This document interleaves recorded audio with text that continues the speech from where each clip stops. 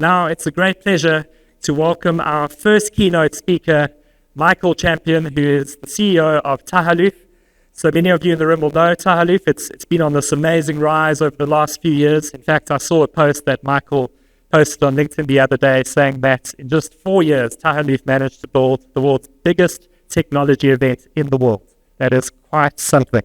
And of course, they've got all these big events: Leap, Black Hat, Jeep Fest, Cityscape Global, and Global Health Exhibition, among many more. Michael is going to share how Tahaluf is driving this growth story. So please join me in giving a warm welcome to the CEO of Tahaluf, Mr. Michael Champion. Thank you very much. Thank you for inviting me to this stage and for the first edition of your conference, and we look forward to supporting it. And you've been so kind in the past by coming to cover some of our shows. It's actually nice to have the boot on the other foot and see someone else have to organise for once and to experience the stress. I hope you've enjoyed it as much as we enjoy the stress of organising our shows. But about 4.5 years ago, we launched this event, Leap. It was the first edition in Saudi, first edition anywhere. And His Excellency, the Minister, Abdullah Al-Swaha, from the Ministry of Communications and IT, had given Annabelle and myself, Annabelle sitting in the audience here, she'll be on stage later, really the sort of task of developing and coming up with an idea of how we could do a world-class sort of event in Saudi. And going through the motions with him and sort of coming up with several options, the Saudis in the sort of typical style said, we want to go for the most ambitious option that you've got, which is to create something that's going to have an immediate impact around the world.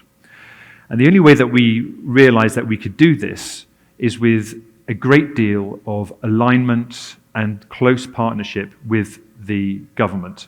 So we said to the ministry, there's a lot of tactical asks that we'd expect you to be able to achieve that will help us accelerate this event Leap from being an event, the size of an event that would take normally 20, 30 years to grow, and to do it in only 1 or 2 years. Special invitations from government to other governments, special invitations from government to C-level speakers from around the world, inviting them personally to come, ensuring that the whole tapestry of buyers from Saudi government and sort of semi-government companies would be there as well. And so we laid out this blueprint of how it could be achieved, and government delivered on it, and they doubled down on it. They said, okay, fine, if this is what it's going to achieve, let's do it, okay? And so it was the first time that I had actually worked with any government that actually really executed on what the private sector had advised them to execute if they wanted to achieve something extraordinary in a short amount of time. And the second day of Leap, because of the success of the initial launch of the event, we were invited to the Royal Court.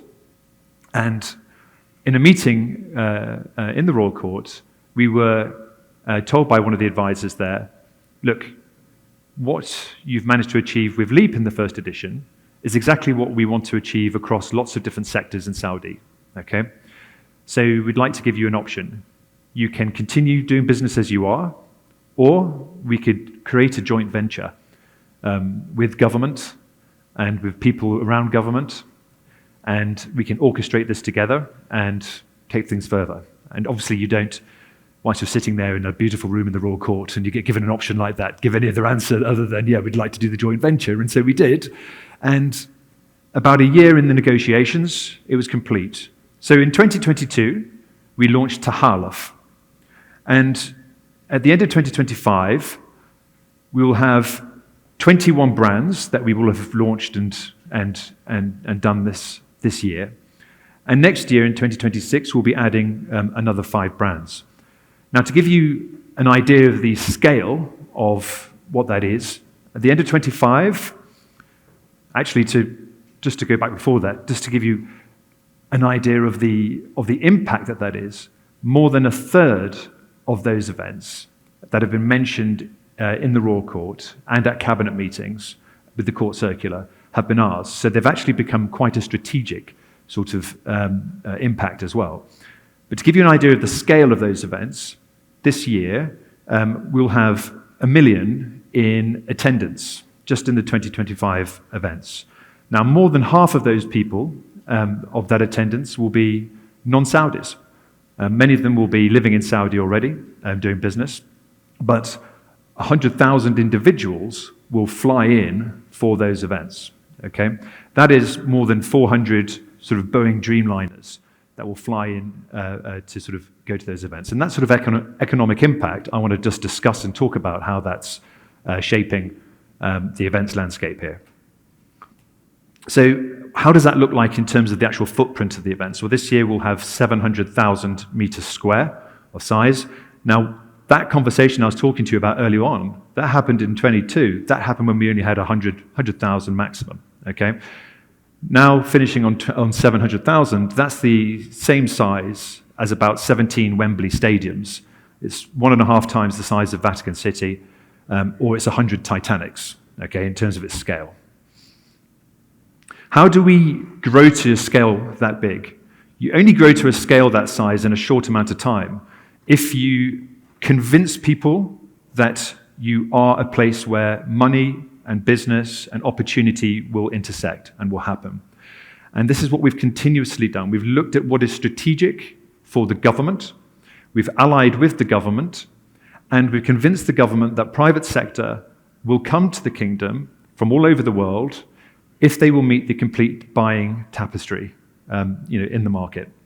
And so one of the features that we do at Tahaluf and at all of our events is we always do a centerpiece, which is a major government announcements, contracts that have been issued over that year. They get announced at the event. Not all of them, but some of the bellwether ones do.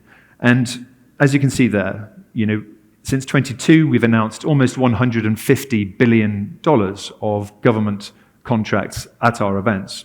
Not MOUs, actual contracts, actual business that's been signed. So when people fly into the kingdom, they know immediately at our events that what's going to be happening over the next few years. So it's a real sort of breaking news moment for them. Now, aside from that, when you make announcements like this, it creates a lot of media buzz and attention, okay?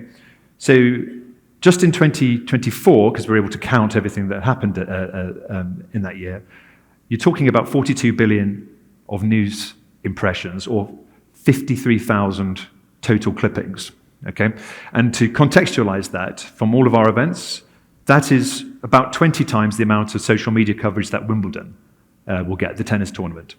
So I'm trying to build a sort of image for you here that these events are starting to create a great soft projection power as well for Saudi Arabia, because all these people who are flying in, that 100,000, many of them had never been to the kingdom before. They're prospecting. And when they leave, they're like, wow, these guys are really serious about business, and it's serious business that's happening. And they go home and they spread the good news about actually what Saudi Arabia is really all about.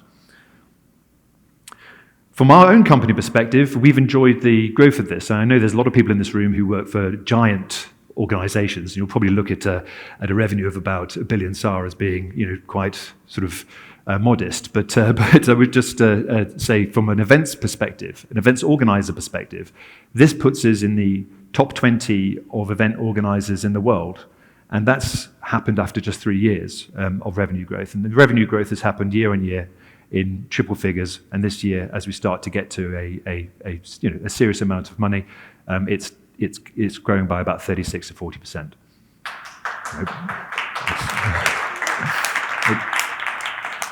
But this is the figure we're most proud about. It's the economic impact of our events, and we measure the economic impact by those 100,000 people who fly in. They stay in hotel rooms, they buy meals, they have tourist activity. Okay, and on top of that, there's also deals that happen at our events. Now, we can't measure all of the deals, but some of the deals we can measure. So we can, for example, we can measure the property transactions that happen at one of our property events called Cityscape. And at Cityscape, a lot of people will go to that event and they'll go to a property developer and they might end up investing in their first flat, or they might buy 5 flats off plan. And we were able to calculate at the previous edition of that event that there were about $5 billion of sales that happened in the 4 days just on the show floor, and that's what we could count. We couldn't count the foreign transactions and the foreign flats that were sold, but the ones that happened in Saudi. So that is since 2020, so if you count 23, 24, and 25, that 3 years, that's a $17.6 billion of economic impact.